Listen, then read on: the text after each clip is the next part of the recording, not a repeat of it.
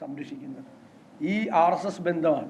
തെരഞ്ഞെടുപ്പ് കാലത്തും അതിനു മുമ്പും ഈ സംഘപരിവാറുമായി മുഖ്യമന്ത്രി പിണറായി വിജയനുള്ള ഒരു അൺഹോളി നെക്സസ്, അവിഹിതമായ ബാന്ധവം നേരത്തെ മുതലുണ്ട്. അതൊന്നുകൂടി വ്യക്തമായിരിക്കുകയാണ്. തൃശ്ശൂരിൽ BJPയെ ജയിപ്പിക്കാൻ മുഖ്യമന്ത്രി അറിഞ്ഞുകൊണ്ടാണ് ഇതെല്ലാം ചെയ്തത്, വ്യക്തമായിരിക്കുകയാണ്. ഇത് പറയട്ടെ, മുഖ്യമന്ത്രി അറിഞ്ഞില്ലെന്നോ, മുഖ്യമന്ത്രി ഇയാളെ പറഞ്ഞയച്ചില്ലെന്നോ പറയട്ടെ, ഇയാൾ പോയിട്ടില്ല എന്ന് പറയട്ടെ. CCTV ക്യാമറയിലുള്ള ദൃശ്യങ്ങളൊക്കെ ഉണ്ട്, അത് പരിശോധിച്ചാൽ മനസ്സിലാവും പോയിട്ടുണ്ടെന്ന്.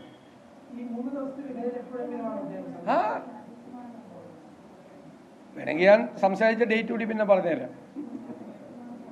കണ്ടിട്ടുണ്ട്, അവിടെ പോയി കണ്ടിട്ടുണ്ട്. 1 മണിക്കൂർ അവർ തമ്മിൽ സംസാരിച്ചിട്ടുണ്ട്, 1 മണിക്കൂർ. അതല്ല അത് പിന്നീടല്ല, അത് ഈ വർഷമാണ്.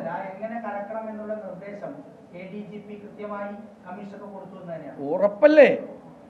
അല്ലെങ്കിൽ ഒരു കീഴുദ്യോഗസ്ഥൻ അഴിഞ്ഞാടി എന്നാണെന്ന് പറഞ്ഞത്. ഞാൻ ആ വാക്കാണ് ആവർത്തിച്ചത്. ഡിഫൻസ് ആയിരുന്നു, LDFന്റെ ഡിഫൻസ് ആയിരുന്നു. ഒരു പോലീസ് ഉദ്യോഗസ്ഥൻ അഴിഞ്ഞാടി, അതുകൊണ്ടാണ് ഇയാൾ അഴിഞ്ഞാട്ടം രാവിലെ മണത്തിവരവ് തുടങ്ങിയപ്പോൾ തൊട്ട് 11 മണിക്ക് തുടങ്ങുന്നതാണ്. പിറ്റേ ദിവസം രാവിലെ 7 മണി വരെ എങ്ങനെ അഴിഞ്ഞാടണം ഒരാൾ? അയാളുടെ തലയ്ക്ക് മീതെയുള്ള ഉദ്യോഗസ്ഥൻ അവിടെ ഉണ്ട്, തൃശ്ശൂരുണ്ട്. ഇപ്പൊ ഭയങ്കര പ്ലാൻഡാണ്, ആസൂത്രണം ചെയ്ത് തൃശ്ശൂർ പൂരം കലക്കാണ്. ഈ ADGP ലോ ആൻഡ് ഓർഡർ തൃശ്ശൂരിൽ നിന്നിട്ട് അത് കലക്കാണ് മുഖ്യമന്ത്രിക്ക് വേണ്ടിയിട്ട്.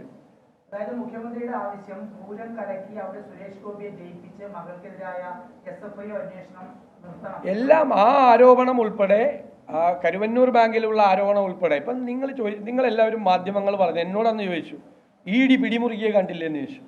ഞാൻ പറയും ED പിടിമുറുക്കിയത് CPM നേതാക്കന്മാരുടെ കഴുത്തിലാണ്. എല്ലാവരെയും വിളിച്ചു വരുത്തി അറസ്റ്റ് ചെയ്യില്ല, പിറ്റേ ആഴ്ച വരാൻ പറയും, പറഞ്ഞു വിടും. ഡെമോക്ലീസിൻ്റെ വാള് പോലെ അറസ്റ്റ് ഭീഷണി നിർത്തി. ഇപ്പോൾ ഇലക്ഷൻ കഴിഞ്ഞ് അവർ ജയിച്ചു, ഇവർക്കൊന്നും പ്രവർത്തിക്കാൻ പോലും പറ്റിയിട്ടില്ല. CPM ജില്ലാ സെക്രട്ടറി അടക്കമുള്ള ആളുകൾക്ക് ഇലക്ഷൻ കഴിഞ്ഞ് അവർ ജയിച്ചു. ഇപ്പോൾ ED എവിടെ? EDയുടെ പിടി എവിടെ? പിടിമുറുക്കിയ കൈ ഇപ്പോൾ ഇവിടെ പോയി? ഒരു അന്വേഷണം ഇല്ലല്ലോ കരുവന്നൂരിൽ. നിങ്ങൾ തന്നെ ആലോചിക്കും, ഇതൊക്കെ ഞങ്ങളന്ന് മുൻകൂട്ടി പറഞ്ഞ കാര്യം. തൃശ്ശൂർ പൂരം കലക്കിയപ്പോൾ പറഞ്ഞ ഞാൻ തന്നെ നിങ്ങളോട് പറഞ്ഞാണ്. തൃശ്ശൂർ പൂരം കലക്കി ഒരു ഹൈന്ദവ വികാരം ഉണ്ടാക്കിയിട്ടാണ് BJPയെ ജയിപ്പിക്കുന്നത്. ഭയങ്കരമായിരുന്നു അതിൻ്റെ റിയാക്ഷൻ. വളരെ പ്ലാൻഡായിട്ട് BJPയും CPM കൂടി ആസൂത്രണം ചെയ്ത അന്നത്തെ കൂടിക്കാഴ്ച ഈ സെൻട്രൽ ഏജൻസീസ് അന്വേഷിച്ചുകൊണ്ടിരിക്കുന്ന പല കേസുകളെ സംബന്ധിച്ചൊക്കെയുള്ള കാര്യങ്ങളാണ്. അതാണ് ഇടനിലക്കാരനായിട്ട് വർക്ക് ചെയ്യുന്നത്.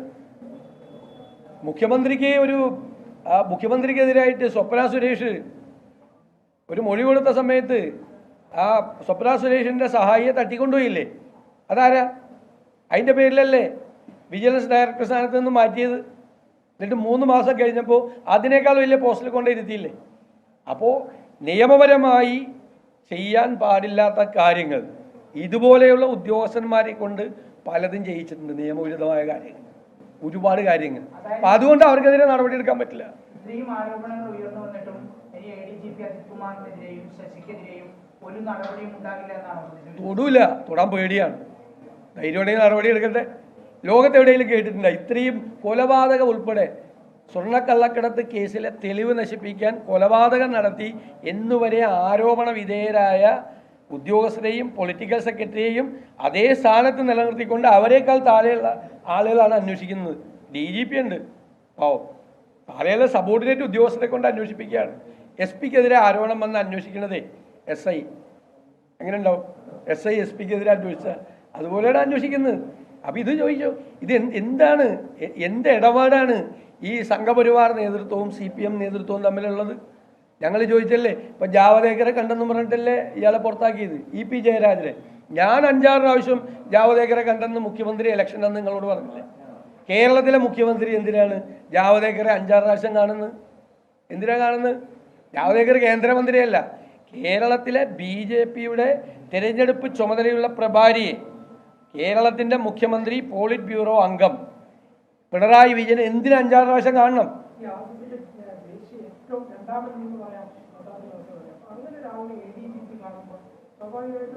മുഖ്യമന്ത്രി പറഞ്ഞിട്ടാണ് പോയി കണ്ടിരിക്കുന്നത്.